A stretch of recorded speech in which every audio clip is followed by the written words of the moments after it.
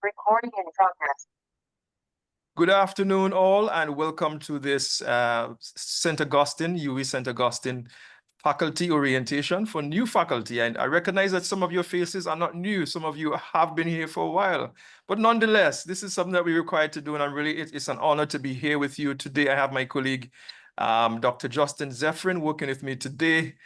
Today is one of those days when many of my staff members are out, leave, actually doing community commitment.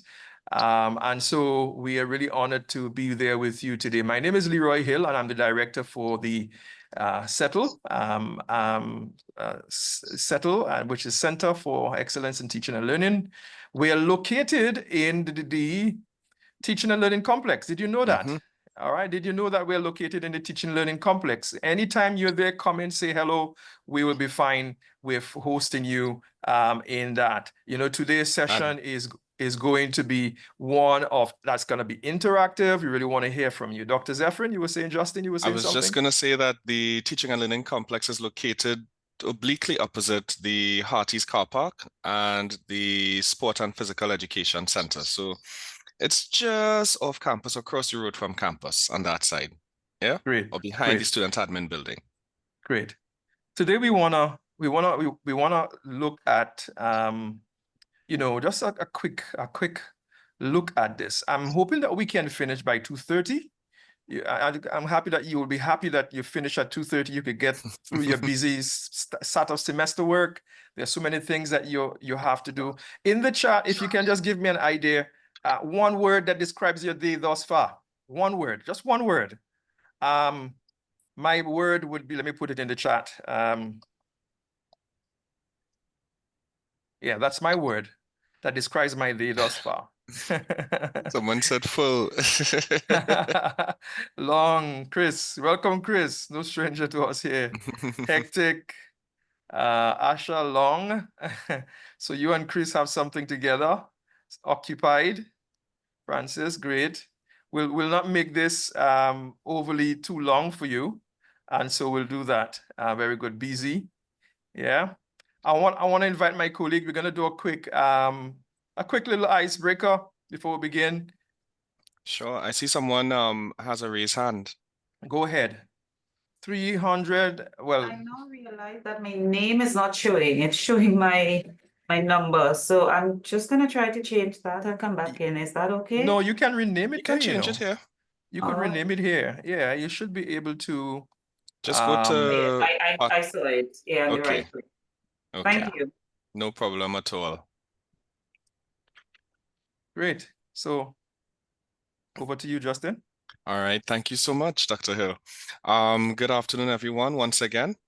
And to start this particular activity, I'm just going to post a link in the chat. It should be there now. And if you can click on that link, it should take you to a page that may not look like this, but you could definitely click on it. It'll ask you to insert your name. You can give a pseudonym. It's okay. It's perfectly fine. And as soon as you are able to access it, you can just hit me a thumbs up or use your mic. You say yes, you're in, and that sort of thing. And you can start responding. And of course, my screen is okay. You are in, right? So let's get straight into it. If you were a DJ, think this is now we're asking you to be creative and imaginative here. If you were the best DJ in town and you were hired for an event, the event could be anything as small as a birthday party to a wedding celebration or something of that sort, what would your stage name be? All right. Somebody said boom. I don't know if it's Boom Champions or somebody said Star Apple. Why Star Apple? Why Star Apple? Because Star Apple is an actual fruit, so I don't know. So that was me. I like fruit related names. Nice, I like local. You're representing local. It has star in the name. People you know how we do it. You know how we. And it causes people to ask questions. See. True. Okay, now you give me ideas. I think if I had to answer this question, I might say Chenet, right? So And I would say um, DJ Sugar. DJ Sugar. DJ Lalu. Okay, that's a familiar one. All right, all right. DJ Mombo. DJ Mombos, okay. DJ Cool, as different from Kool-Aid, okay. DJ Bass Tunes. Ooh, I like that. DJ B2 Vibes. B2 Vibes, all right, all right. Or Bring the Vibes, I don't know. DJ Sugar, I wonder who that could be. Nice, nice. Anybody else wants to, let me see if you have any responses here. I don't know how to pronounce this one. Say, I don't know if you could pronounce it for me. Say No, okay. say okay. Say Say okay. okay. Yeah. Okay, Yeah. okay. What does that mean? If you don't mind me Well, asking. that's what everybody calls me. Ah, okay. So it's almost like a nickname almost. Yes. Ah, okay. So nice. I like that you make it personal, man. All right, good, good, good. Somebody said Tom Cruise with an eye. Cruise. Nice, nice. Okay, good, good, good. Let's move along and see what else. Let's see the answers for this question. How long have you been teaching? Because we know we see a lot of persons here who are not necessarily new to the teaching fraternity, and some are not even new to the UE community. So let's see, we have 50% of persons with within the first 5 years of their teach. Oh, now it's 45. All right, all right, all right. We have 9% of persons here with over 15 years of teaching experience. All right. 18%, just half of that, with 11 to 15 years experience. 27% of persons with 6 to 10 years experience, and about 45% of persons with at least 5 years experience. Dr. Hill, I think we have quite a broad representation here. Yes. From both spectrums, the 0 to 5 all the way to 15 and over. All right, so I think this lends for a very good teaching community. All right, a very healthy, promising teaching community. And I would imagine along the way there have been, especially for those of you who've been at, well, even those who've been at it for at least 5 years, teaching has its ups and downs, and we'll address those in just a bit. But what is the first thing that comes to your mind when you think about teaching and learning in higher education, whether it's at the University of the West Indies or maybe another institution? What is the first thing that comes to mind? Expensive, okay. Both as a student and a teacher, I guess, yes. Hard work, yes, that is true, right? It's not very easy. I think it's almost harder to try to slip through the cracks than to put in the hard work at the beginning, yeah? Administration is the first thing that comes to mind, okay. Knowledge, critical thinking, long demanding hours. Wow, yeah. So it's quite a task, right? It could be onerous. Someone said product. Okay, okay. Method. I like where you're going with that. Method, because everything in teaching and learning is systematic or almost methodical. Professionalism, yes. I think many persons agree that it could be expensive, Dr. Hill. What do you think about that? I think it's expensive. But if you think it's expensive, maybe it's more expensive if you don't get an education. Ah, I like that. I didn't think of it like that. Very, very true, very true. Okay, okay, okay. Let's see what else we have. Someone said ability. Okay. High, I think high ability, I'm assuming is what you're saying, or high level. Okay, okay, nice. So I think we all agree that teaching and learning in higher education could be expensive. It is expensive, whatever method, teaching methods or mode of delivery, which I know Dr. Hill will expound on, that you're teaching in, whether it's online, face-to-face, or blended. And I think that causes us to be, almost encourages us to sometimes be creative with what we do and how we do certain things in teaching and learning in the higher education sector. So think about that. All right, so what hurdles? We know that, some of the things that come to mind, critical thinking, hard work, etc.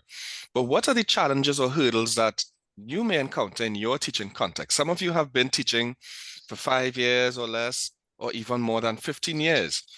In your experience thus far, what are some of the challenges or hurdles you have encountered, or that you think you may encounter as you move forward? No help from colleagues, and that could be a reality, but I'm here to let you know that the CTL, we're here to help you as well, especially as it pertains to teaching and learning. So we got you. We're here to support. Accommodating different learning styles or preferences, okay, or different learning needs, we could say that. Competing demands for students, okay. Baptism by fire. Isn't that true? Not so, Dr. Hill? I think we all had that, right? Yes. It's usually, yeah, it's not always easy, but I guess it's an experiential approach that you probably will never forget, right? The workload. Yes, it could be a lot. It could definitely be a lot, especially if you have large classes.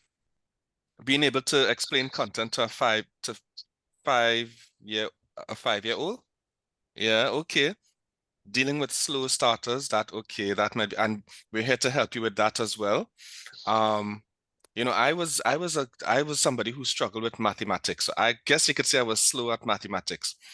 And it took a while. It took a while. But once, and Chris is laughing, he knows this, right? But it didn't stay there, all right? So I'm happy to say that I was able to get over that hurdle eventually. And I think with the right teacher and the right teaching strategies and so on, I actually liked math. So it worked out, right? Meeting all of the competing obligations, right? So I guess that could be combined with workload, catering to the different needs of learners, right? Continuous evaluation of strategies, good. And I think, Dr. Hill, you had it in your first slide with reflective practice and so on. So that might come in, and peer observation and so on. Those things may come in along the way during this session, I guess. We might talk about it or touch on it a little bit. But we definitely have sessions on reflective practice, peer observation, teaching with technology, and so on, that would help guide you in this regard. In addition to asynchronous material. We have balancing administration and teaching duties with research requirements. That is true. That it's almost like I don't think anything could be on the back burner for very long. Change in the culture of our generation. Could somebody elaborate on that? I don't know who typed that response, but I think it's very interesting. Could you elaborate on that, please? Hi, so I typed it. Good afternoon. Nice. Hi, Grace. Hi, so my name is Grace Bagwindi and I'm from the Faculty of Law. Okay, so I was just thinking about, the way that our generation is constantly transforming and changing every day. Sometimes it's like every second you have all of these new innovations in technology and the things that we would have learned when we were back in the days, it's just very different to how society today is receiving that knowledge and even responding to it. And I just think that the generation is very different than how it used to be. Even the values, the morals, sometimes even respect, depending on which generation gap that you're dealing with. It's very much different and it's constantly evolving. So you pretty much have to continuously adapt yourself to the constant change and the constant evolution in generation, and really just learn to understand everyone where they're at and understand that things are not how it used to be. It's very different now and it's constantly changing, and we just have to adapt it accordingly. Yeah. I like thank you so much for that. You mentioned some keywords there: adapt, being able to adapt or being flexible in that regard. When the pandemic and so on emerged, we had to adapt to new paradigms and so on, or do new approaches to doing things. And then when we resumed face-to-face on campus operations, we had to adapt again. And then you'll have to adapt to different kinds of students, different age gaps. You know, and Grace, you might, and not just Grace, but everybody, you may have students who are fresh out of secondary school. So they might be around the 19, 20, 21, 22 gap there, demographic there. And then you might have mature students who are working, who have children, who are married, who are, you know, X, Y, and Z. So, you know, as the educator or the educational practitioner, you will have to adapt to different things to meet different needs, basically. And I think while in one sense it might seem overwhelming, I think in another capacity or from another stance, it keeps the job exciting. It doesn't get too boring for too long. So think of it from that angle, I guess. Working with first generation students, I'm interested to hear about that. Working with first generation, before we go to the last question, or how to teach a student who is least interested in the subject. That could be a hurdle as well. But I'm almost certain with that one. Once you engage a student by making your approaches more, making them actively involved, let's say it like that, or getting them involved to do something, it's usually going to be trigger some sort of interest. To give my experience, for example, Dr. Hill knows I love geography. Geography is like, So I didn't like geography initially, but when I think in probably form 3 or 4, and yeah, I think somewhere around there, we started going on different field trips to see, you know, to go on farms to see how they manage their crops and so on. We went eventually in A levels, we went to coastal environments and see the landforms there, the coastal landforms, or we went to on the way there look at different settlement patterns and so on. And that is when geography became real to me. So, you know, I fell in love with geography at a very young age. So I think when you get them involved and make it more experiential, it's something they would hardly ever forget. All right. So hopefully that's a tip right there, right? To address that hurdle. Let's see who or what is your biggest inspiration when it comes to teaching and learning? Think about it. Who or what could be your biggest inspiration? It could be a family member, it could be an educator, it could be a certain experience, whether polite, a positive or pleasant or uncomfortable experience. Someone said parents, former teachers. Yeah, former teachers play a big role. For example, you may eventually become a former teacher to a student you might have the impact to where the student pursues that as a career because of your exposure to you and your teaching practices and so on, and how you engage them. Your supervisor, your boss, your lecturers, your department. I'm seeing a name, Richard. Okay, Richard might be a colleague or a family member. I'm assuming that's Professor Richard, whoever that might be. So good. So you might find inspiration from your colleagues, your friends, your family, from experiences, pleasant or unpleasant. Dr. Hill, what are some of your biggest inspirations for teaching and learning? My biggest inspiration for teaching is to see the transformation that I'm able to trigger to be a part of. Yes, to be part of that change. Definitely. Let me call some names. Olabanji, I hope I pronounced your name correctly. Correct me if I'm wrong, please. I don't know if you typed it here, but could you elaborate on what is your biggest inspiration in teaching? So I was one that typed for my former boss, you know.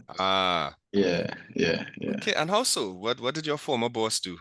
Yeah, so he kind of taught me from undergraduate through to masters, was my supervisor, you know, all through, and then I was able to, you know, understand different methods of teaching and then how to try to follow on carry everyone along, you know, within the class and things like that. So it was a lot of inspiration. And I mean, at the end of the day, after each lecture, you're sure that most people are able to, most students are able to catch up and, understand what was taught. So yes. Very good, very good. And just before I bring this to a close, Ben, let me hear from you. Who or what was your biggest inspiration for teaching and learning? Yeah, well, I actually put former teachers, and that would include, teachers at secondary school, at the university level, Right. teachers who would have, inspired me, supported, motivated, who impressed me with their ideas, the way they brought across the subject matter, the content. It wasn't just, boring and it was always creative. And those were the teachers that made a difference in my life. No surprise that the career path that I went down was as a result of those particular teachers. So yeah. Precisely. So you see your role here is quite substantive, everybody, as educational practitioners. And you never know, you might probably eventually see past students and they will hail you out from a mile away. And there's the saying that teaching is one of the noblest of professions. So as we proceed with this session, you'll see that the depth and scope of teaching is quite substantive, and the impact, of course, is priceless. All right. So thank you so much for participating in this icebreaker, and I hope we got to know a little bit about each other. You definitely know now that I struggle with mathematics and I love geography. We learned that Dr. Hill, one of his inspirations in teaching and learning, we learned grace in terms of dealing with different generations of students. Ben and Olabanji, the inspirations, and from everybody for what we do. All right. And Dr. Hill, I'll hand over to you right now. Thank you so much, everyone. Thank you, Dr. Zephyrin, for that. And that was a wonderful icebreaker to get you feeling and be able to get some data from you. Yes. And so now we can move this thing along very quickly because we've got a lot of information from you. And so some of these things we know that is part of, So I have the honor of serving with a very wonderful team. You've seen Dr. Justin Zephyrin there, who is a faculty development specialist. I'm the director. I started this role in 2017. Prior to that, I worked at the University of Southern Caribbean as Dean of Distance Education. All my life, I always wanted to be an educator. Actually, I wanted to become a doctor. I am a PhD, but I had a problem. The problem was that in science, I always sat in the front of the class. And it just happened that day the medical tech came in with a big bag of blood and my teacher told me, Leroy, quarterback. And I realized that this thing wasn't for me. And then I said I will become an attorney because I did what was called a self-directed search by Holland Hoppeck. I don't know if you guys know that. And it pointed me to attorney. And I love the idea of attorney. And my only number 2 educator was what I could afford. And I stuck with it and I love it. And it stayed with me. And, and certainly I enjoy in my part-time gardening. I enjoy doing experiment in food. So oftentimes I would do sourdough, I'll do lacto fermented vegetables and so forth. But that's so much about me. I really have the honor of working with a very diverse team. So these are the various persons. Those of you within Cuttle will know that Mr. Randy Duku is the person that has been in contact with you all the time. In terms of our e-learning support specialist, you see Mr. Javed Mohammed there. Those of you who are doing your end of semester evaluation for course review, Mr. Mark Garcia is our research officer. And so that's important people to know, especially when it comes to the end of the term when you're doing your course experience review, the CER. All right, and Miss Charlotte Phillips helps us. She's the one who sends out the reminders for the workshops and really help us to manage the workshops and so forth. So this particular orientation, this is something new we are implementing. Well, not entirely new, but the way we are doing it is different. And I am hoping that we can continue to really get some. One of the things we saw is that some of you felt that this was a lonely experience. This was something. So we're going to hold your hand for 2 semesters. The structure of the orientation is not just this one-off session. In fact, the intention for this session was to make it very short and allow you to reflect, because we have designed a full faculty guide, and I'm going to give you that in a while. I don't know if you've seen it, but the idea here is that you start with this session, then you introduce to what is called a peer observation framework. We will invite you on Friday, is it Friday the 6th, Justin? No, Friday the 13th. Friday the 13th of September, we have, and I'm going to ask Justin to put the link for that in there, so you could get an idea of the peer observation framework. And we will assign each of you to a mentor, and that is someone who is a peer who will be working with you for the next 2 semesters.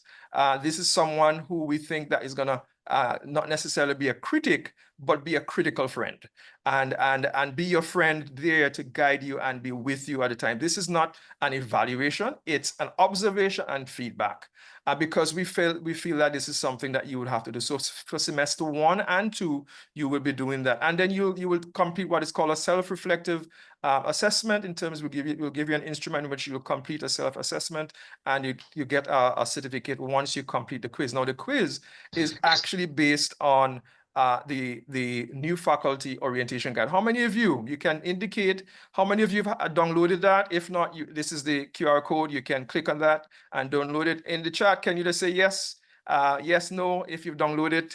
Yes, yes, yes, yes, yes in the chat. Yes, great.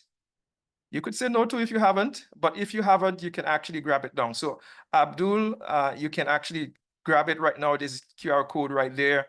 And I also have the link. I'm going to put the link for that in the chat. All right. Okay. So you have the option of the QR code, but you also have the option of the link. And so in this particular guide, we take you through a number of themes, and we really want to contextualize it. We've contextualized it in the what are we talking about?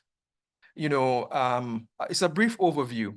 Why am I doing this? What is the rationale? What are the implications for you as a practitioner?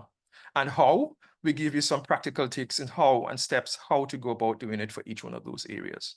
All right, so the session today is layered around that. It's not entirely around it, because we want you to really delve into the guide. And so we really begin to tease out some of those things in today's session. All right, when you think of teaching,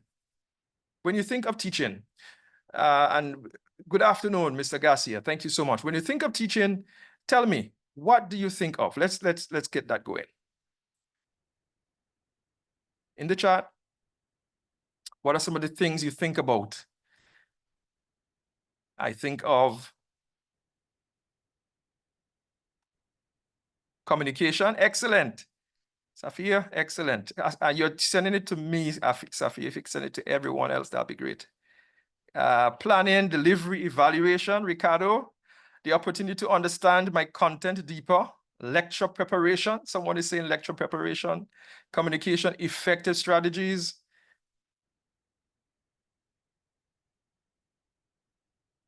Helping, inspiring, empowers. Sharing, growth, Adana. Competency.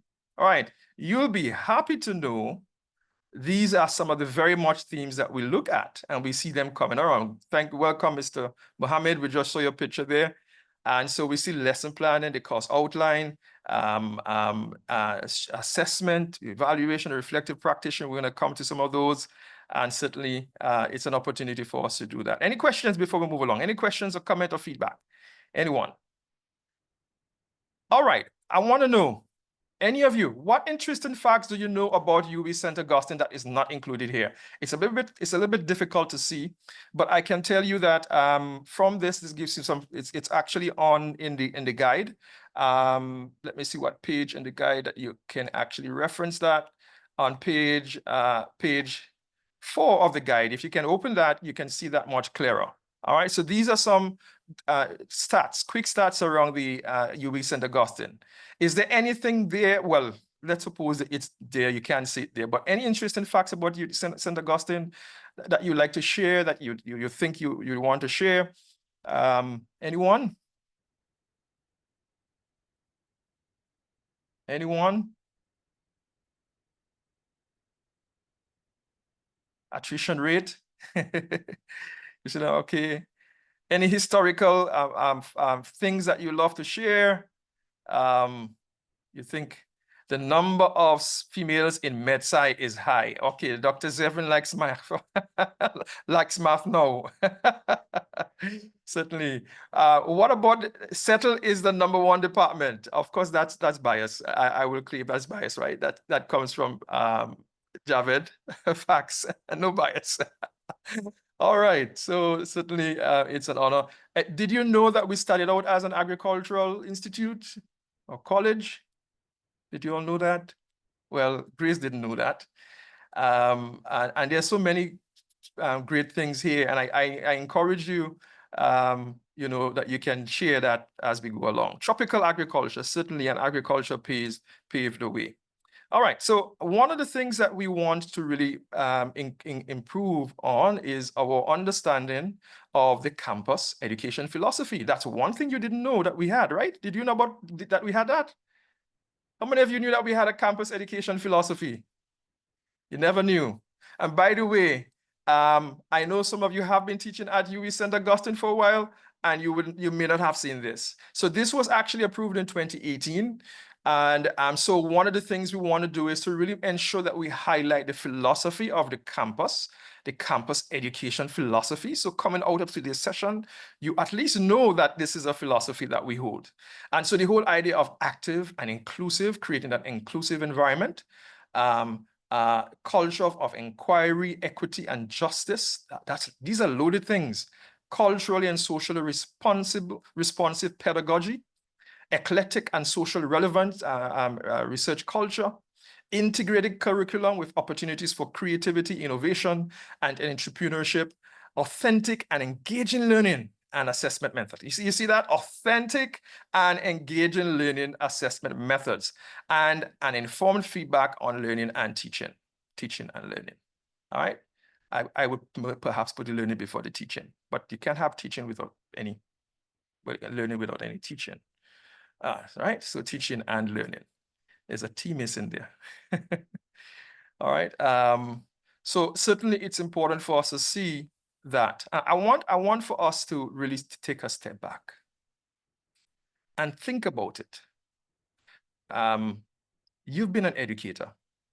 As an educator, we are all driven by our values, our passion,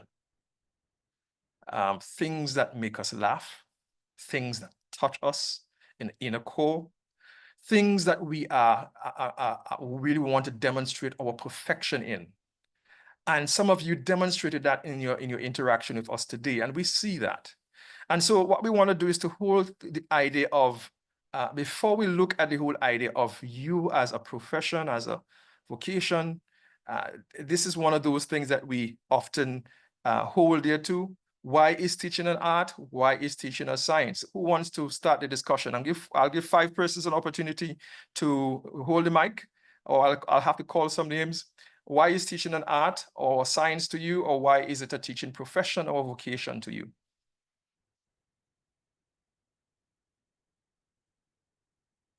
Okay, I guess I could start.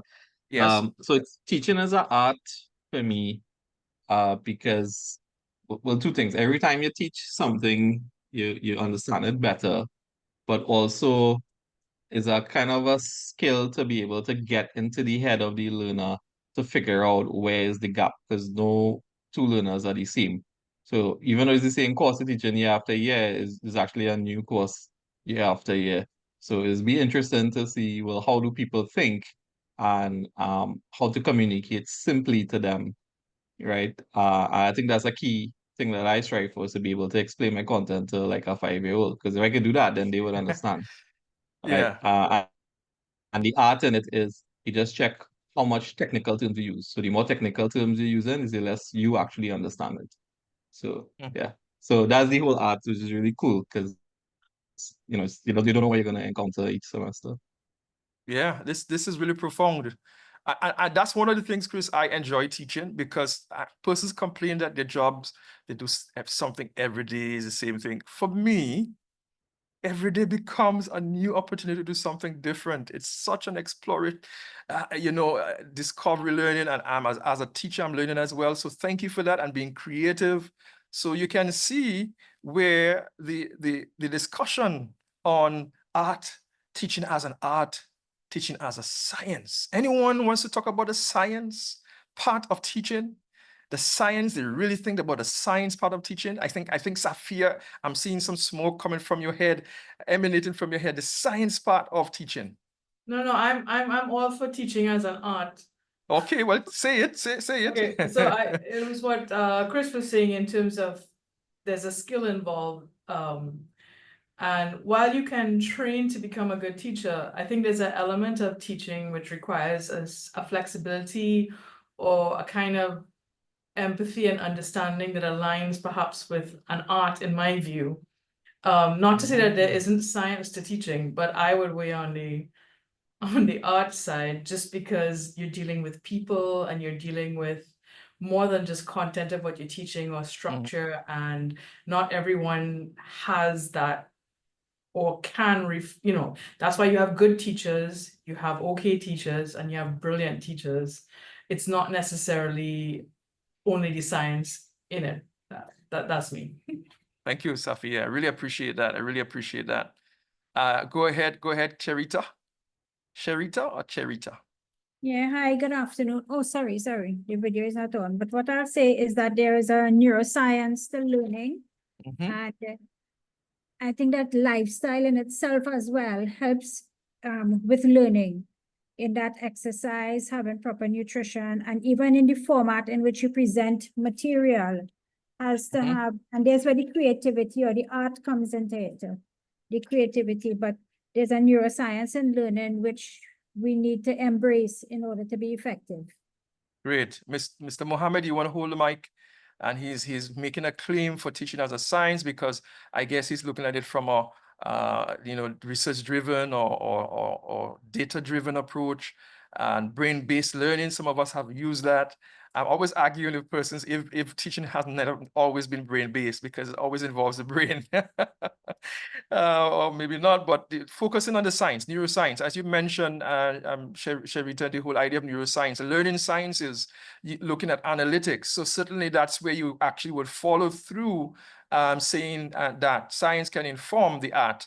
But can the art inform the science? Yes. Because you can understudy effective teachers. And you know that these are teachers are effective. They have that passion, they have that drive, they have that push, and you're trying to study. There is the art, and you're following the art. The teachers who are just deeply in depth, and then you make a science research out of that. And I think that's where other persons can also. Dr. Zephyrin? Yeah, I was just going to say that well, technically as well, many persons might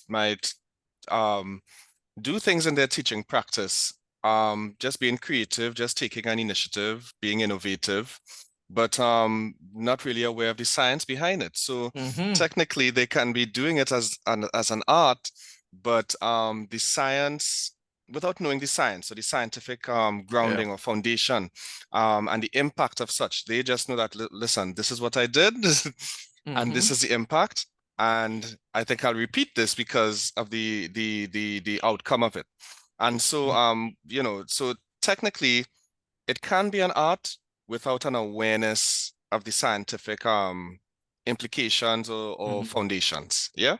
Yes. And Keisha Nichols in the chat is saying teaching is a vocation and an art. As I believe teaching chooses you. You do not choose teaching. It is a profession that is divinely ordered. It is also an art. As teachers are performing. The stage is the classroom is my stage, inspiring others to love and enjoy learning. I'm going to leave it there because we're going to continue with that. Yes. And I think we have a similar thing about the whole idea of profession, because we see the idea of a profession where you are part of a group of persons or community of learners who ascribe to certain code of ethics, certain professional standards. And so let's look at this video quickly, and then we will continue. Anyone wants to go ahead? Someone had their hand up.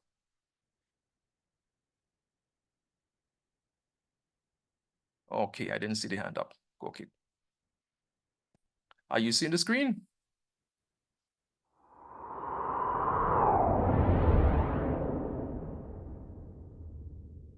First, in this introductory section to the science and practice of education in our times, there's some terms that we need to define, some basic terms. Teaching, for example, has historically and now sometimes been termed as an art.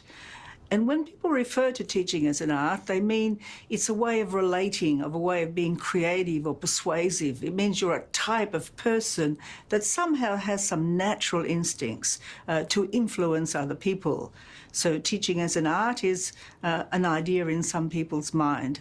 There is another idea associated with teaching, of course, which is teaching as a vocation. And then it means a kind of job with particular routines. Quite often, it involves a public servant with skills that are acquired which fit in with certain standards. And the third meaning that we're going to share with you, or the third definition, is teaching as a science. That is, the teacher as a professional researcher that is observing, diagnosing, designing, tracking, evaluating.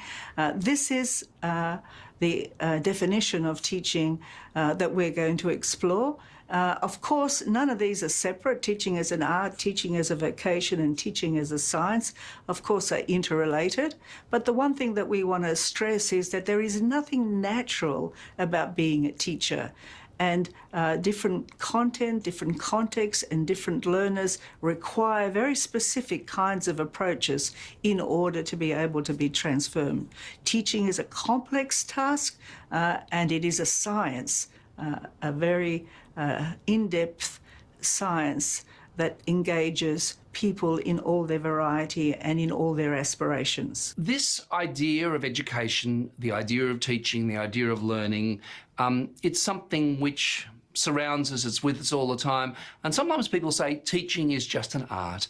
You know, some people are good at explaining things, enjoy explaining things to other people, are naturally, mentors, helpers, friends, and other people are just not very good at explaining things and don't have the patience to explain things to somebody else, to a novice or to a child or somebody else who doesn't know as much as they do. Some people are just not as good at it. So that, in a rough kind of vernacular sense, that's what we mean by teaching as an art. It's something which some people might be sort of naturally good at and some people might be naturally not very good at or not inclined to do. Teaching is also a vocation. It's a profession. So one of the things that kind of, if you like, bedevils education as an area is that we often think of it just in an instrumental kind of way. We do education at university because we want to become a teacher, and it's about the mechanics of teaching and the professional practice of teaching. So we have this narrow instrumentalist view of what education is. But nevertheless, it is a vocation. Many millions and millions and millions of people are teachers. There are a huge number of teachers in the world, so it's a significant vocation. It's also a vocation which is often undervalued and underpaid, given the significance of what people do. Certainly compared to lawyers and doctors, it's undervalued and underpaid. But also we're interested in this idea of education as a science, and this is a really difficult question, to be quite frank, which we won't get to answer really till the end of the series. We're going to try and work our way around educational practices, a whole lot of ideas around education. But near the end of the series, we're going to actually try and face this question, okay, if education is a science, what kind of a science is it? And by science, we mean a systematically structured body of thought, a systematic way, series of ways of observing learning practices in schools or out of schools. That's what we mean by science. So let's get to that, because I mean, presumably the reason why you're looking at this video series is because you're interested in education, not just as an art, education not just as a vocation, but education as an academic discipline, as something that's to be formally learned if you want to become a teacher or somebody involved in the world of education.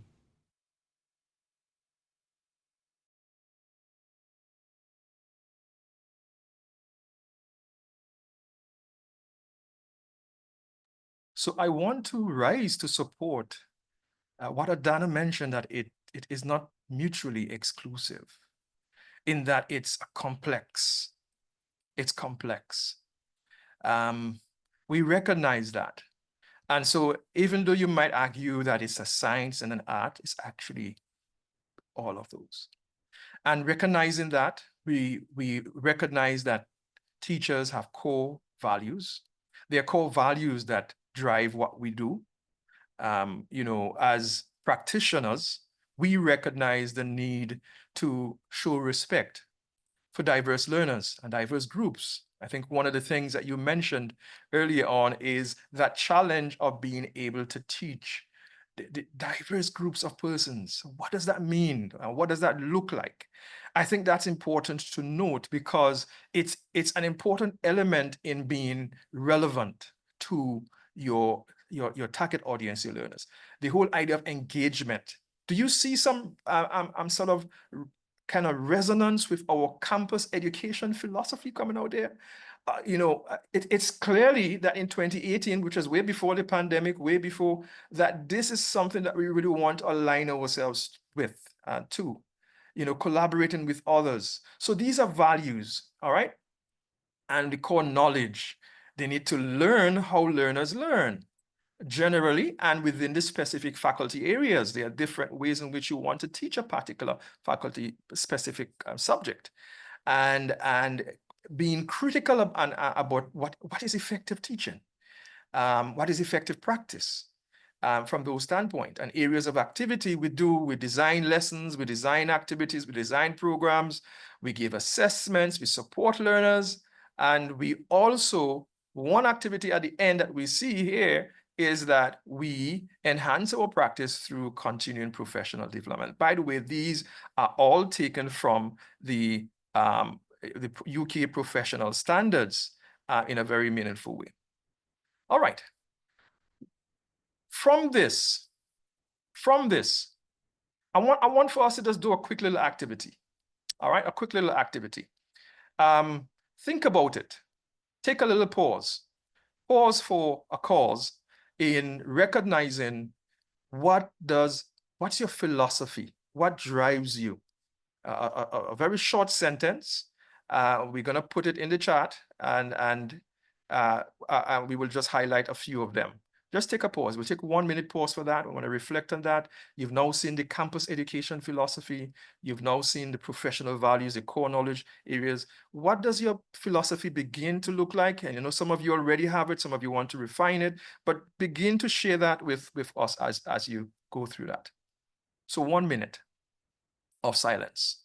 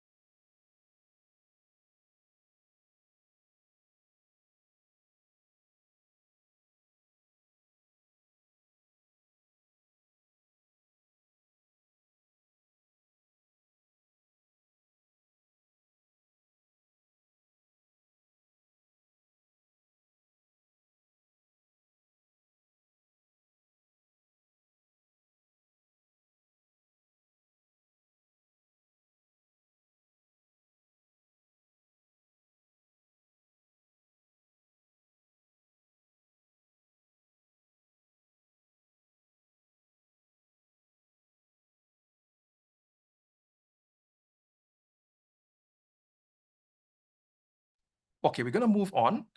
I thought you guys were hearing me, but you were not. I was muted. So I want to give you the opportunity to share any five persons. Ben, Adana. You can use the mic. You can also put it in the text. Go ahead. Yeah, hi. Yeah, I just jot down something here. My philosophy is to use my discipline to help my students to be the best version of themselves. And by that, the best version of themselves would be, a holistic individual, one who is knowledgeable, the right attitudes, the right behaviors, or maybe acceptable is a better word, the necessary skills. Needless to say, my field is education. So I see whatever I do in my teaching and in the learning process as something that should benefit my students in the way that they can also now transfer and be change agents themselves in their respective contexts. So, yeah. Wow. Ben, I will say that this is deep and wide. Deep and wide. Anyone else? I see Adana have conscientious partner. I think that went up. Somebody put it up. Well, we've seen them coming up in the learning process. To develop great students, I must be a great teacher. I believe in empowering students, Safia, in active and participatory learning so that they internalize the concepts, theories, arguments to enable them to make their own critical assessments and arguments. My philosophy is being able to produce engineers who are able to solve real-world problems based on skills and knowledge acquired in the process of tutoring while in university. And Ricardo is saying a teacher is not only as a teacher, not only do I want to disseminate knowledge, but also inspire my students to become critical thinkers and perhaps groundbreakers in their fields, kind of similar to what Ben was saying, best versions of themselves. And so we get an idea of what philosophy is. And I'm happy because Ben, you started out with a kind of learner-centered approach. I noticed in your description, there was no way in which you focused, but you did start saying the best, whatever you do, the best version, whatever you do is empower them to be the best version. And you will quite focus on the learner. Obviously, that would influence the type of teacher you are. So I want to thank you for that. And I want to thank all those who indicated theirs in the chat. Anybody who wants to hold the mic for next second? I'll pass the mic around. Can you see the mic going? I'm seeing the mic going around. Keisha, I see the mic dropped on you. It did, and I made my contribution in the chat. Good afternoon, everyone. Yeah, explain it to us. Go ahead, explain it to us. Yes. I believe that if we want the best outcomes from our students, if we want the best response, the best performance, and like my colleague Ben B2 said, it's about holistic development. And if we really want to churn out responsible citizens who are going to contribute to the development of country and the world, then we must embody what teaching is all about. And there are certain values, ethics that go along with what we're called to do. And therefore, we must answer that call appropriately and in the greatest measure to bring about the best in our students. Thank you. Oh my, you inspire me. You inspire me. You inspire me. Well said, boy. Well said. Well said. Well said. There is no other profession like the teaching profession. No honorable profession like the teaching profession. So also I said I started with the idea of wanting to be a doctor, then attorney. I would not go back. I would not. There's no regrets. There are no regrets. Knowing where I came from, I will tell you this. They say confession is good for the soul, but maybe someone can be encouraged out there. I still am I don't like to talk. One thing persons would know about me is that I don't like to talk. It's because I inherited an impediment. bad impediment. Even thinking about it slows me down. And speech impediment. And can you imagine me stammering all my life? I've been stammering and then, wanting to become a teacher. So it's those things that you recognize that even though you have those barriers, you try. And this is where some persons will say, teaching as a science, you research and you do things to overcome those challenges. And you become a better teacher, a better spokesperson, someone who can inspire persons, and they may not even know you had those challenges because you did all the work. You did all the work to ensure that you're able to be an effective person in doing that.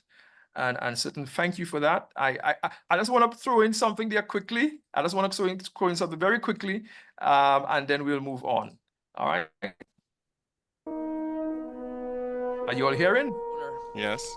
I tend to think of myself as a one-man wolf pack.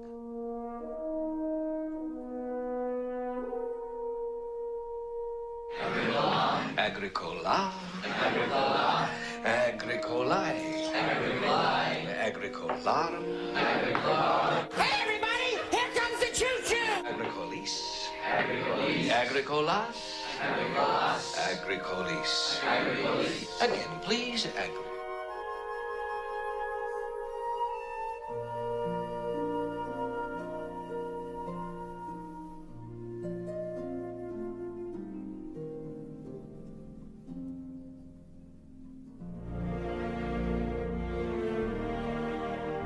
Like Byron, I give him a 42, but I can't dance to it. Now I want you to rip out that page. Rip out the entire page. You heard me. Rip it out. Rip it out!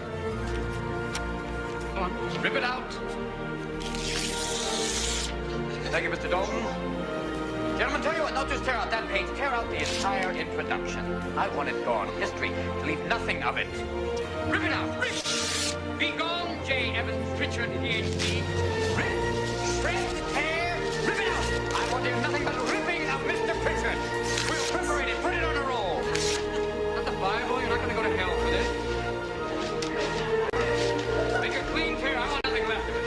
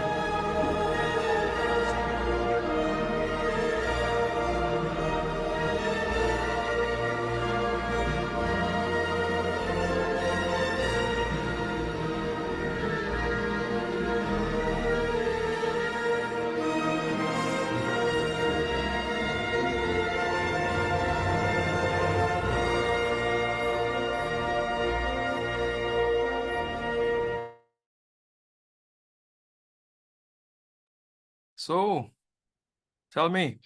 Text, page 21. Tell me. Did you see yourself in that? How many of you saw yourselves in that? Your philosophy in that, in how you inspire your students? Very good. Keisha, go ahead. No, I was just going to say this succinctly captured everything I said in movie version. It was exactly what I tried to describe to you all being my philosophy. So it was nice seeing it as a movie. Thank you. So Keisha, I'm gonna put you on the spot. Can you imagine you doing this as an assignment, your philosophy, and you're doing something like this? I'm giving you a hint. Certainly, it's something I would embrace and appreciate because it would only make me an even greater educator. Excellent, excellent. And when it comes to doing that, because that's part of, are you in Cottle, or you have, I mean, when you get a chance to be in Cottle, or you've done it, I don't know, but certainly that would give you an opportunity to really hone in on that. But you don't have to wait for Cottle to do it. You can certainly do it before. And these are some of the things we encourage our teachers to do, because you can creatively express what you believe. One of the things that we encourage you to do is to ensure the quality isn't to clear here, but to ensure that your students get a clear idea of who you are, is to really give a very good course outline. Do you know that we actually have a course outline template? Did you know that? How many of you knew that? How many of you knew that? So I'm going to put it in the chat and you can download it. You can download the template, and that would be a good start. We actually just did a research, and one of the things that we did, I did it with Mr. Mark Cassia, and one of the things that the findings that we explored is that persons were putting way too less things in the course outline. There were things in there that were missing, and so forth. I don't know, Mark, if I can put you on the spot. Some of the things that were missing, inherently missing, from those, we recognize a basic thing like a teacher's contact details was missing. Basic things like your philosophy. How do you think students should be can reach you? Those sort of things. And so one of the things we try to engage in that kind of consistency is to ensure that we have a language that gives a clear idea of inclusivity. There we see the campus education philosophy. We see that there. The whole idea of accessibility, making sure your students can access and have those various things. So I've put it in there. You can actually look at those different elements. And what we're doing is that we are going to each faculty and presenting, I think the faculty of agriculture, we're doing actually tomorrow and on the 6th of September. I will also send you the invite if you want to join, but certainly want to give you, because we believe in data-driven approaches, and we also have this template that we would like you to adopt. All right. So certainly that is one of those things that we want to share. One of the things that you mentioned is the whole idea of frameworks to really help you if you're lesson planning. One of the popular ones that we promote or advocate for is the BOPS, and the BOPS actually came from the instructional skills workshop. This instructional skills workshop which is a Canadian-based professional development framework. And so the whole idea behind the BOPS is that you can bridge in, the whole idea of bridging in, and the whole idea of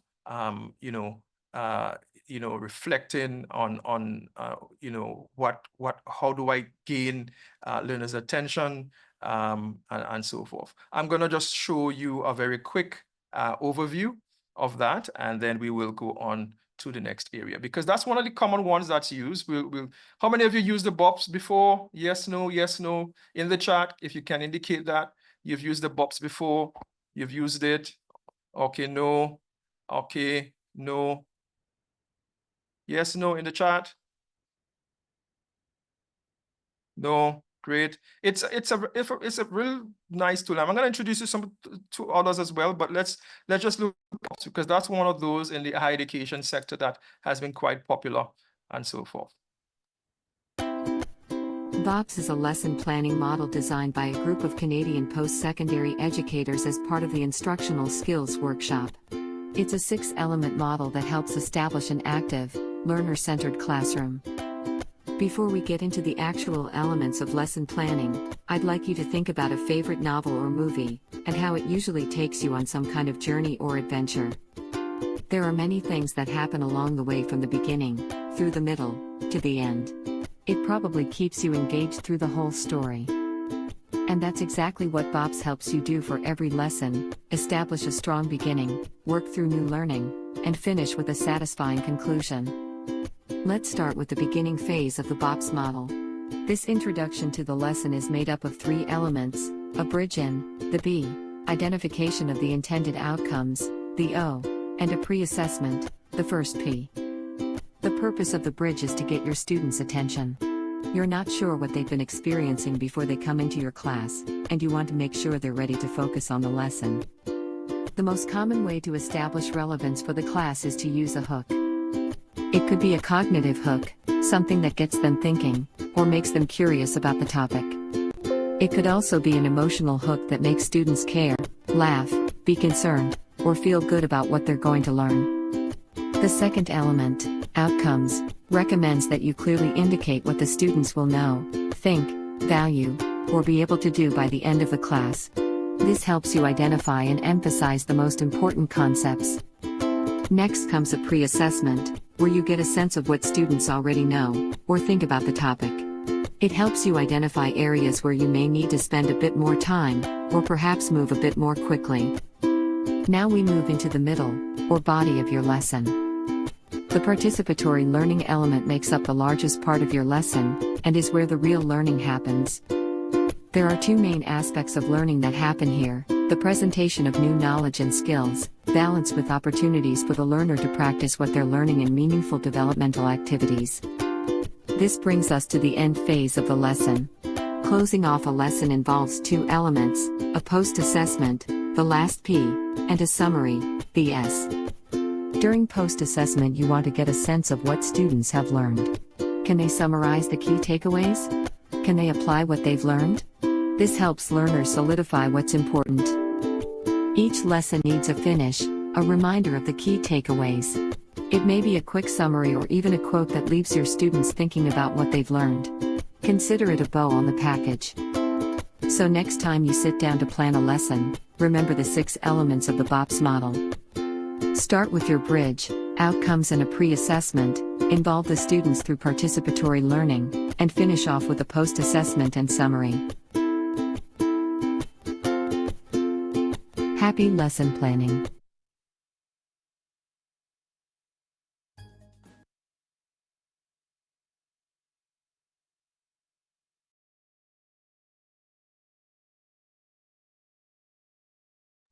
Thank you for that. Thank you for that. And I am confident that at the end of the orientation program that you will get a framework that you can identify with. I know there are some who focus on what is called understanding by design.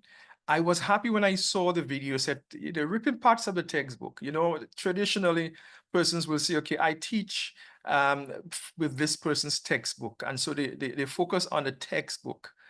And so the teaching becomes around kind of disseminating the content that is in the textbook rather than actually focusing on the learner and where do you want the learner to be. And I really love this because it starts with the end in mind. Teaching is a means to an end, having a clear goals that help us as educators focus on our planning and guide purposeful actions towards intended results. So as human beings, we are object-oriented. We do things because we are motivated, and object-orientedness is something about our human nature. And while we've been pushed towards focusing a lot of roads and focusing a lot of content, content is not it is important that, which is why I really love Dewey, because Dewey promotes the idea as the child or the learner as the curriculum. And it's important for us to see that. Where do you want your learner to be at the end of the program? And so this is where Backward Designs, Wiggins and Matag came up with that through their book, Understanding by Design, otherwise known as Backward Design. So you focus on the desired results, determine the evidence, and that evidence can be something that they need to demonstrate. It can be demonstrating in a test, paper pencil test, or an authentic activity. And now, what are some of the activities that will allow the students? So you can see there's a different push from that standpoint. And for those of us who really want to infuse technology The Ashore model is one that is quite popular as a technology integration framework. It's one of those that really helps you as an instructor. If you really want to use technology, want to use technological approaches, that's one of the framework that you can use. In the manual, you'll get some of these, so make sure you get that manual and go through. So what kind of assessor are you? In the chat, what type of assessor are you? It will describe you as that's your philosophy. That's your assessment philosophy. Are you a helper? Are you a judge? Take a few moments. Take a few moments. And yeah, this is from Hore Cham, I think, PhD Comics. I procrastinated a lot. You look at a lot of his work, and I remember that sharing that. PhDcomics.com, you can go there. I think there was a movie made out of it. I don't know if you've seen that, but it's one of those things that reflect on persons who would have done their PhD work and so forth. But how do you see yourself? Optimist? Okay, optimist. These answers are halfway right. I'm not a helper, not judger. Okay, great. Thank you, Grace. You're Grace. welcome.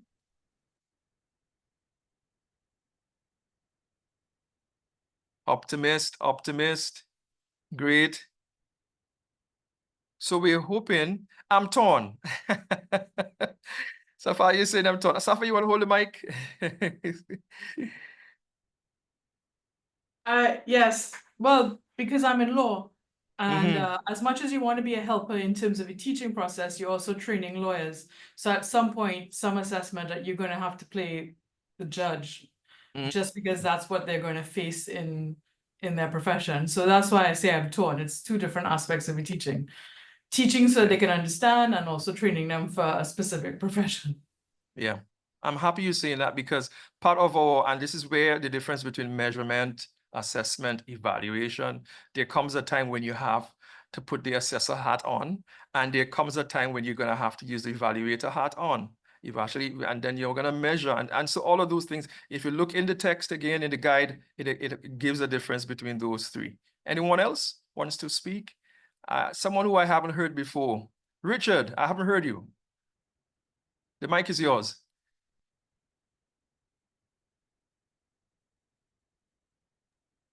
Do you mean me, Ricardo? What is it? Ricardo? Yeah, go ahead. Since you're speaking, go ahead. Yeah, Ricardo, definitely a helper. I try my best just to help students along. Don't punish them all the way. Kind of give them marks of the steps. Try to give them. The most important thing is for course assessments during the semester, you give them the feedback so that they hopefully go back and correct the issues. So when it comes to final exam, then you could probably be a realist, and then is when they have to get it, because that's the end of the course, and they need all that stuff. If it's level 1, they need it for level 2. If it's level 2, they need it for level 3. And if it's level 3, they need it for the real world. So it's typically how I do it. Thank you. Thank you. And I guess that's an important part of our role. I mean, I know as educators, some of us prefer some parts more than the others. Justin, go ahead. Dr. Zephyrin, go ahead. I was just going to ask a question, right? Just to stir the pot a little bit. What do you think? I mean, everybody here, meaning, what do you think about the perspective of being a pessimist in order to get the student to where they need to be? I'm not saying I'm a pessimist, but almost like what some persons call a sort of reverse psychology. So if you are, what are your thoughts on that? Or anybody, I don't know if any who could chime in or has a view on that. Or is being a pessimist being partly a realist? You know what I mean? Or it's almost like trying to get the greater good, but you're doing it through an alternative route. What are your thoughts on that? Anybody? Are you giving us any hints, Justin, there? Well, it's not, it doesn't reflect my views, but I mean, it's just, just stirring the pot a bit. I'm just interested to hear especially given what Ricardo just mentioned. Right. We have to be real, and we recognize as educators, we do those. I'm doing an attendance check, so if you can indicate in the chat here or present, that'd be great. Anybody wants to respond to that? question or challenge? Pessimist? Just hold the mic. Yes, I can probably respond to that. Thanks, Grace. Yeah, so I do agree with, sorry, Justin. Yeah, I think that I am definitely an optimist just by nature, but I do understand your point, and I think that I have incorporated some of the realism and the pessimist, not in a negative sense, but in the sense that, okay, for example, in law, your student may have a perfect answer, it may be a great answer, but then they're preparing to be future lawyers, so there'll always be an opposing counsel that may have probably the exact level of excellence in their answer. So you really have to kind of challenge them to be able to face the world when they go out there. So they may have a really, really A+ answer, but you still kind of be an advocate for them and say, well, what if this was the case? Or if in a hypothetical scenario, what would you do in this case? Or what would your answer be? So I do think, yeah, challenging them is definitely a good way of opening their minds, helping them to think out of the box, and really helping them to face society and face the world out there. Because when you go out there, not everyone is gonna support you and be for you and support your arguments. In fact, some people might be completely against you, and you have to be able to know how to improvise and think on the spot and be able to respond accordingly. So I do agree, and that's probably how I would have incorporated those other two theories. Thank you. Thank you, Grace. Thank you. You did that so gracefully. Adana? Thank you. Hi, good afternoon again. I think that I'm not any one of the, let me put it a different way. I think I can be any of those at different points in time. And that there may be circumstances, situations where you need to be one more than any of the other. For example, I'm also in law with Grace and Sophia. And last semester, there was a particular course that I taught, and one of the students came for a consultation because she's excellent in class. However, she did not get the score that she would have preferred on the exam. So she came for a consultation to figure out what went wrong. And I said to her, look at what you wrote. If you gave the persons this advice, what would have been the outcome? And she realized in the consultation that the forum that she said she advised the client to go to get relief was the wrong forum.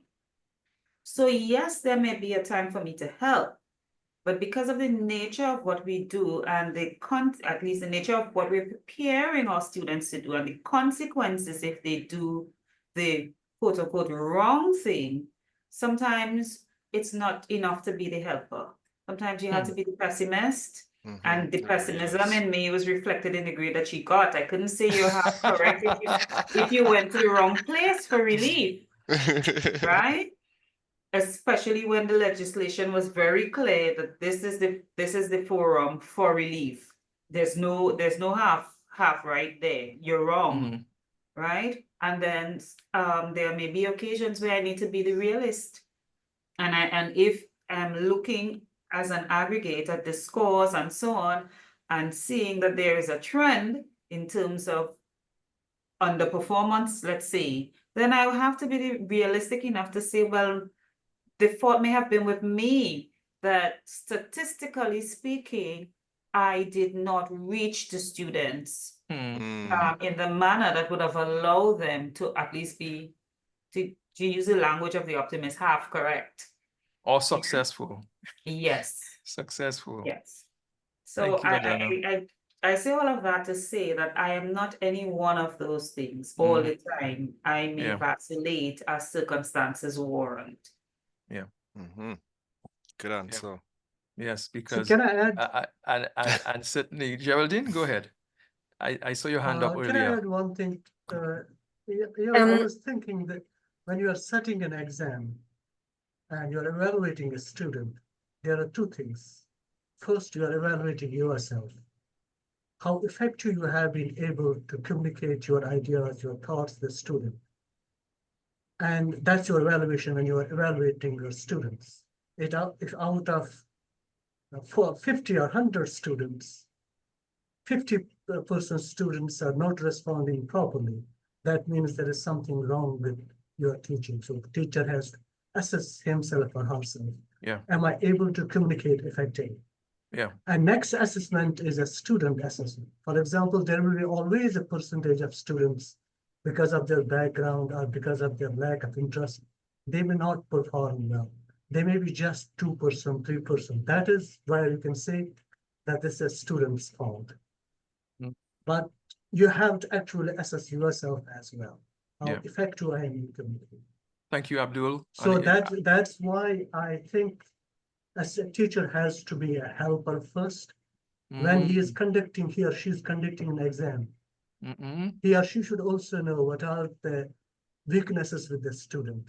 Is he suffering from some family issues? Has he slept properly throughout the night? Is he feeding well? So there are so many things which one should consider while evaluating a student. Great. And I think their teacher has a great responsibility to properly impact the instructions of the student. Can I engage Abdul for a minute? I think it's an awesome responsibility, Abdul. Awesome. Abdul, which faculty are you from? Actually, veterinary medicine. Okay, great. Yeah. I want to ask Abdul or anybody a question for that matter, because based on Abdul's response, again, I'm just stirring the potter. You sometimes have to stir the pot to make sure the rice doesn't stick. So or soup or whatever you're making. So Abdul is saying that you have to be a helper first. But do you think, Abdul, or anybody in the room here, that sometimes being a realist is also the route that would allow you to be a helper? So in other words, sometimes you have to be real with the facts, and then find the best way forward to help the student. Not so? I don't know, what are your views on that? Anybody? But what I picked up from what Abdul was saying, Justin, was that when we're being a teacher, assessment is something that has to be student-centered. I'm getting at what he's saying. But I know he said for it to be student-centered, I guess the data that he has, what he knows about his student, that has to be impactful. And if he knows that the students are not there, then he should be helping the student to be there. It's not them assessing them to fail them, but really, I think that's what I picked up from him, from that helper part. One of the things he said is that he thinks that the teacher should be a helper first. And I'm wondering, because sometimes you could be well-intentioned, but the method might not be right. So for example, we may all go into teacher class hoping that all our students could pass the course or pass the assessment. But sometimes the reality is that some students face different challenges or have different needs. And in order to find the best way forward to meet those needs, we need to be real with certain things, you know what I'm saying? So at least you know how to, and I know I'm leaning towards certain frameworks, #UDL, So, but I think you're saying the same thing as he's saying. No, well, I'm saying that, I'm trying to challenge. No, I 100% agree with you. But I'm saying when I'm setting an exam, I have to test the objective. When I design a course outline, I have set my objectives. So I have to set the questions according to those objectives. They can't be just easy questions. So I have to test the students what my aim was. Have I been able to fulfill that aim? So I have to set the questions as per that. After setting proper questions, and then I have to evaluate the students. If most of them fail, I mean, it's a 50% or 30 or 40%, that means I have not been effective in communicating my ideas properly. I have not been able to understand the background of the students properly. I have not been able to reach to the most of the students in my class. The rest 50% who did well, they might be perhaps very good students. Their background might be good. So that is sort of it's a two-way process. But if there are 3 students who fail, you can't do anything. You have to fail. If there are 5 students, 5% fail, you can't do that. but you have to reach to the majority of the students. Yeah, AM should be more than 90%. That's how I think. Okay. Good, Geraldine? Yeah, I think I like to add something. Okay. Yeah, there's this thing that they call like a bell-shaped curve. You know, yeah, and then when you finish your assessments and then when you plot it and it doesn't fall within that curve, then you can begin to tell that, oh, I think there's a problem somewhere. That seems to be a formula that resolves, some of those gray areas. I don't know what you guys think about it.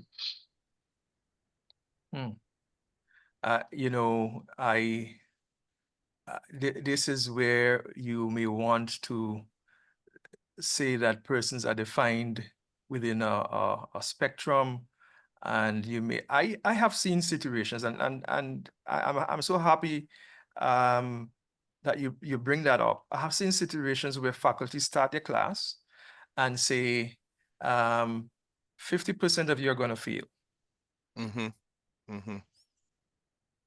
And they begin to allow the students to have the self-fulfilling prophecy. Then there is the idea that some of these assessment frameworks are designed not to help our student pass, but really to ensure that we meet a program outcome, or we do our best to ensure. And this is where sometimes we see the assessment drives the learning, and which is not a problem in itself. But when you're saying, okay, you're marking on the curve, what does that actually mean in terms of giving persons equal? Because remember, look at our campus education philosophy. What are we saying? If we assign, and so I'd really like to give some thought to this, and for us to give some thought to it, because you've opened a can of worms there, and I think it begins because obviously that whole bell of curve thing started even in a kind of, if I'm stand corrected, a racially divisive in itself, and so we want to be careful that we adopt a philosophy that, this is where in the guideline we say assessment as learning, assessment for learning. You want to really ensure that, and I think this is where Abdul was saying, and Dr. Zephyrin was saying, they're saying the same thing. And in that, we want our students to be successful. So the assessment strategy that you use is important. And it's important to allow them to be successful. Notwithstanding, I'm not saying not make it realistic. It has to be realistic, but at the same time, it has to be authentic. Many of us focus a lot on the paper pencil, and when they finish, they can't translate. They cannot, what is called boundary crossing. They cannot cross the boundaries because all they've been taught is how to do paper pencil tests. They've not been taught to think. They've not been taught to think differently and do those things. So I think it's cause for concern, but thanks, Chris. It's important for us to see assessment as an integral part of learning, not a separate part. And all of that is covered in the guide. We've covered some of those in the guide, and you will be getting an opportunity to tease out. I don't know if anyone else wants to talk about that. But Geraldine, I want to give you the opportunity to speak. You did have your hand up. I want to give you the opportunity. And we're going to move on because otherwise we'll be here whole afternoon. I know you guys want to go do your planning for your lessons and the exciting lessons that's coming up in September. Geraldine? I mean, I was just going to say that, we've been talking about, like teaching as a science and things like that, but I think it's always important to think about, especially when we're looking at, like being optimist, pessimist, or realist towards a student, is that we are always working with incomplete sets of data because there is only such a tiny time frame that we actually spend with students. So it's very much impossible to know why they might not be engaging, why they might not be doing well in an exam, or so it's, I think, just something to keep in mind, because I think, like, from even what I've heard of people saying that they're a pessimist, or, you know, have to be a pessimist sometimes, that didn't like a pessimist sounds just like very negative, whereas like what the people have been describing here was actually, you know, helping, you know, like was meant to help the student, not actually to put them down. Because I think if you were to go in it with the approach of this is just all wrong, you know, you don't have what it takes to do this, it's like, who are we to judge, you know? It's like yeah, so that's all. It's a complex thing, but I think we all agree that there are times when we have to be optimistic, pessimistic, and real. And being an assessor, you also have to be the one to take a step back and be honest. Be honest about it, the whole process. And Abdul mentioned it. If we're real, then we'll say my teaching has had very little impact. If you recognize that half of your class has failed. And, you know, we've not gone and ignored it. I think this is where you become and say, what can I do differently to allow them to be successful from that standpoint? All right. And some of the things we do, obviously, we may not monitor our progress, but on how many students pass or fail, but certainly in some instances, persons look at that. But again, you are monitored, your progress is monitored through research and publications, through your teaching, and through your service in community. Some of you do lessons and work with community and persons and so forth. And it's part of you know, when you really take a reflective account of your professional practice, you begin to focus on the whole idea of teaching, and this is where the scholarship of teaching and learning is important. And we at UWI St. Augustine we have a journal, Mark, if you can put it, or someone can put the link in the chat. We have a journal called the Caribbean Teaching Scholar, which promotes the scholarship of teaching and learning. Here at Settle, we are ambassadors for that, and so we do a number of things. We do training in action research, but we also promote the whole idea of reflective turn and on teaching, and it's important for us to see it as an important component. I also want to really just, there is clear things for your first day of class. You only have one chance to make a first impression. And so make it a good first impression. And so there is, whether you want to say there's an art, there is some recurring things that we know that persons say in terms of expectations, in terms of communication. I remember, was it Sophia you said about communication? In terms of, that's important. It is important how you establish and maintain that rapport with your students. That's important. And humanize yourself. Humanize yourself. I'm not saying the same thing here. Humanize yourself. Thanks, Justin. It's important for us to see that. There's an article I saw earlier this week from the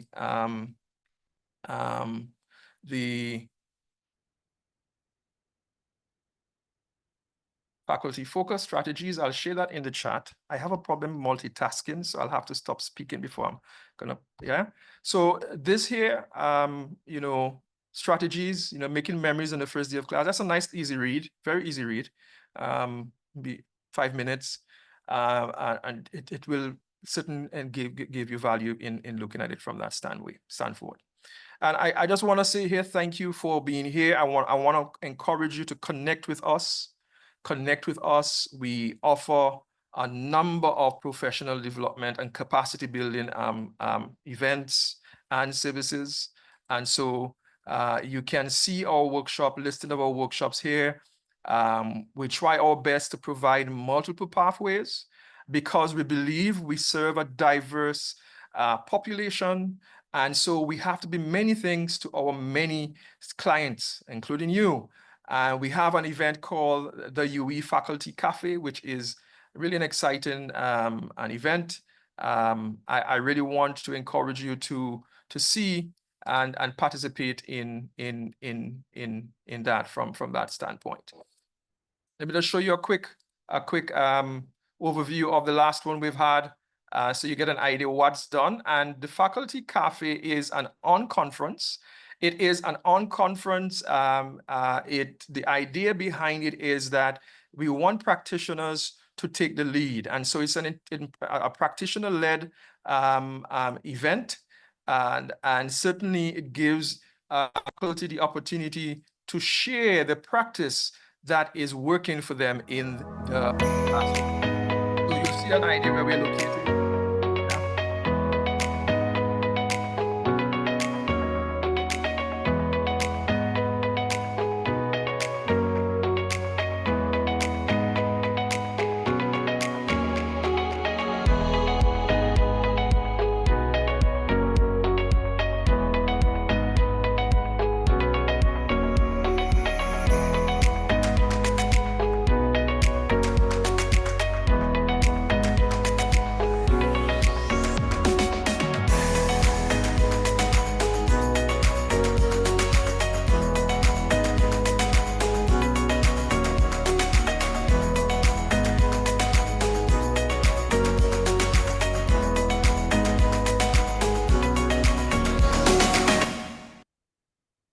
All right, thank you for that. And I know you're already waiting for the next one. I think the next date for that is next year. We do it once a year in April. I don't know if we have the date yet. You can put the link for that in the chat, but certainly I know that this is going to be an eventful time where faculty, it's like speed dating, but for topics. You get 20 minutes and 20 minutes, yes.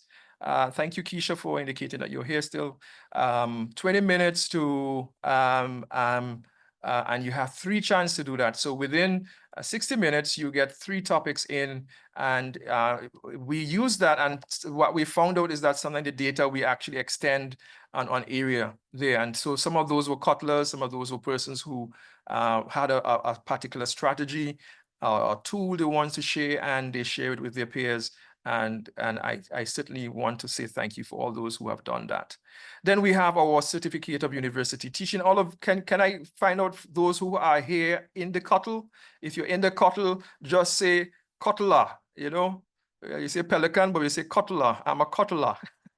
Cuttler. In the chat, you can indicate if you're a Cuttler. Yes, Ricardo, you're a Cuttler. Very good, very good. So the Cuttler is a 15 credit 2 semester. Well, a 1 year postgraduate certificate. It's a PG cert in teaching and learning in higher education. There is a core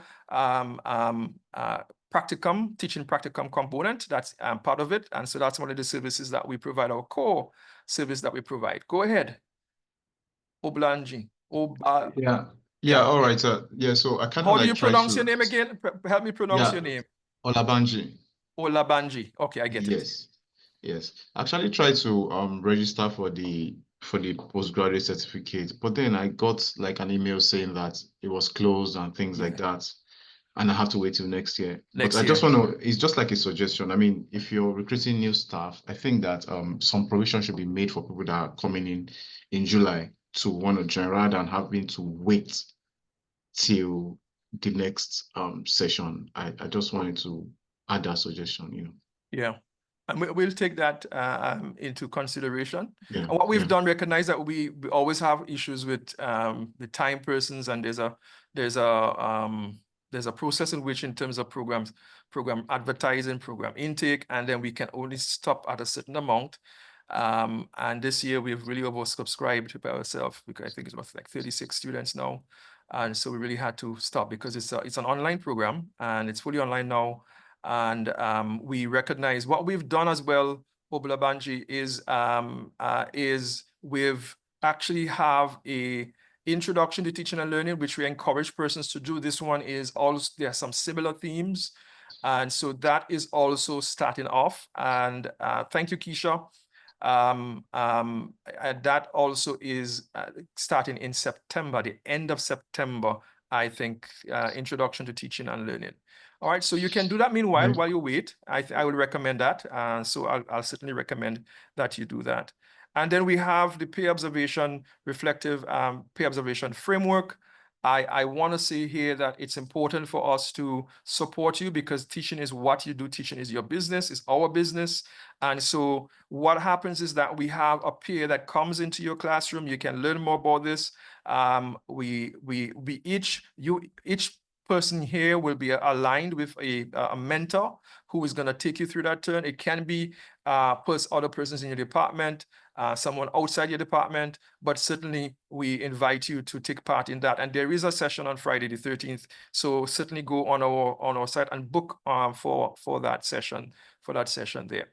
All right, and then we recognize the need to really address the needs of our faculty. And so faculty wellness has become something even in the post-pandemic setting in terms of wellness. And so we started an annual event called Laugh Out Loud. We focus on the whole idea of what does it mean to really be mindful of what you do, and some of the strategies and techniques in terms of dealing with stressful teaching and so forth. All right. What we also have is the whole idea of teaching innovation, and we have executed this. As we said, we recognize the need for multiple pathways to many things. So we've actually have a Settlelink studio. If you want to record, there's a booking system there. We invite you to